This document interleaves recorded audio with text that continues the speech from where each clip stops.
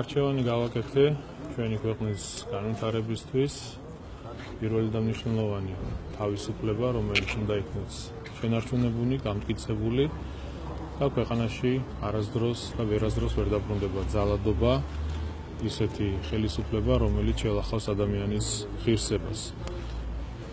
ხმა მივეც ჩვენი ქვეყნის მომავალს, განვითარებას, ისე რომ თითოეულმა ჩვენი ქვეყნის მოქალაქემ იგრძნოს კეთილდღეობა.